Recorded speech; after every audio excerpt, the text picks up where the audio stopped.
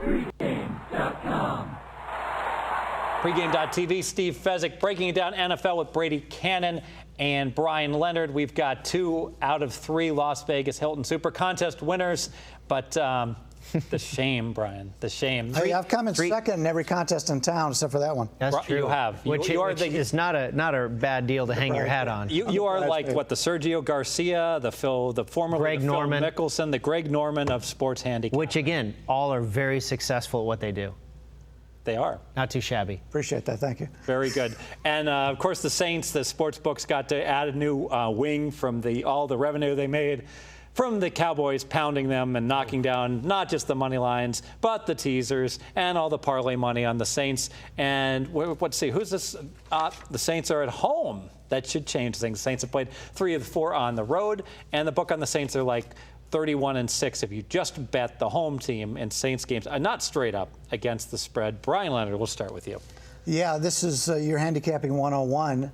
The Saints offered an embarrassing performance on the road, now coming back home. And we've all seen what happens in New Orleans when they have one of those situations where they need to win.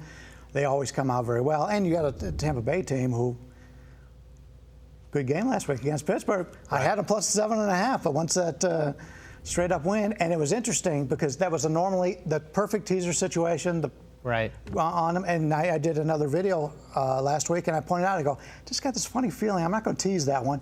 And I heard Jimmy Vaccaro from the South Point today. He said 95% of his teasers on the parlay cards included Pittsburgh. Yep. Right. He said knocked them all out. Indy to Pittsburgh teaser was like the no, because they're both 7 to 7.5. Yep. You get them down to 1 to 1/2.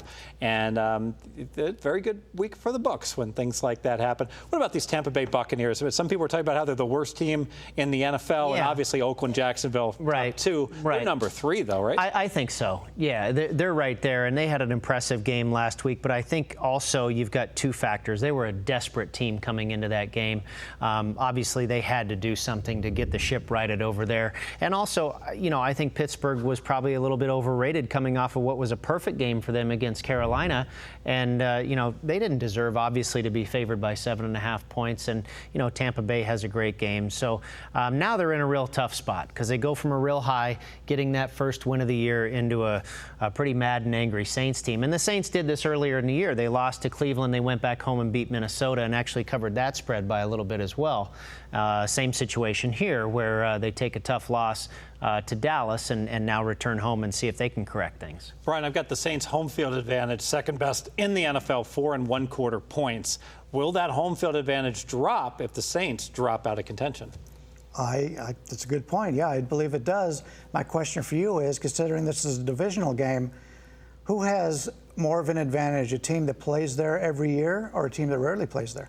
Good point. You would think that the divisional games would be tighter and that there would be less. It would be less of a shock to the system than a team that goes there once every 4 years. Brady, you agree? Yeah. I mean, that just seems to make common sense. But I don't know. And this could be a real hostile environment, maybe more so than Tampa Bay's played in the past, because the fans might see the Tampa Bay Buccaneers now as a threat coming off of their win beating Pittsburgh, and they know their team is down, and they might need every little help from that 12th man that they can get. Well, I'm not going against the Saints at home, and that's handicapping 101. I said they wouldn't lose another game, and they've already lost one, so let's hope they don't lose 2 in a row, make me look like a complete ass. I'm going to make it official here. Okay, I was wrong. I was mistaken when I said that the Saints were going to win every game and go 14-2 and win the Super Bowl. I did say that, but sometimes you like to make just truly out there statements because once every 11 years you'll get it right and people will remember that. But I still think the Saints, I was wrong about their defense. I said they should have won the game against Atlanta and they should have won the game against Cleveland. Although that was true, they definitely should not have won against Dallas. We have to be concerned. But back in the safety of their dome, I fully expect they'll do what Saints do, pound bad teams. They get the lead. They don't run the ball. They go for the jugular. I think we're going to see something very similar to what we saw when Tampa Bay got ambushed against Atlanta in their dome. I think we're going to see, not to that extent, it won't be 56-0, but it wouldn't surprise me to see a 28-6 score sometime early in the third quarter. And Call me Mr. Square. I know that they're betting this game. It just dropped from 11 down to 10. I will lay the 10 with the New Orleans Saints as a free play. Nope, it's a free play, not a best bet, so maybe I'm not as confident, but that's an area code I don't like to drive in, much less actually step out of my car and bet in laying -10. Brady. Yeah, I mean, the number's awful big, but I can see what you're talking about. Tampa Bay, as we just mentioned, probably not as good as they performed last week. They were drubbed by Atlanta prior to that, beaten, by the Carolina Panthers, who we've kind of identified as not such a great team. So you could see them slipping back into the role that we figure they're close to, and that's being one of the bottom 4 teams in the league. Let me ask you this, Steve. You're really good at knowing where the lines are going to go. Where do you think this is going, up or down? Well, it's been dropping, but I think that one thing is we're at a key number of 10, because if it drops to 9, then everyone in the world is going to tease the Saints down. So it's almost like, I know you can deal with teaser protection line and make it 10.5 with extra money line vig, but the bottom line is I can't see this. I could see it going to 9.5. But I think on game day, all the money be back on the Saints, and I fully expect to be probably close back at 10 to 10.5. That's what I was thinking. I think it'll probably stay right about the same. It's not going to go crazy, I don't think, through 11, 12, what have you. But you're right. If it goes below, then it'll probably just get hammered back up. Probably going to settle right in there. Yeah, I was looking for the reason for the teasers. It was what I was going to play this game at.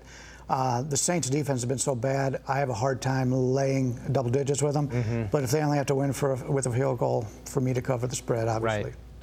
Absolutely. And so as far as teasers, every week I get texts and tweets and everything about, oh, I love this team -8 down to -2 as a teaser. I'm like, yep, join the party. So that's pretty much no-brainer, good NFL betting, although every now and then a Pittsburgh-Tampa Bay game will jump up and bite you in the butt. We're going to be continuing to break down the NFL. Brady Kannon, he had the 72% Super Contest win just a few years back. He'll be breaking down a total here. The New York Jets at the San Diego Chargers, America's finest city. Stay with us. Pregame.tv. Cool.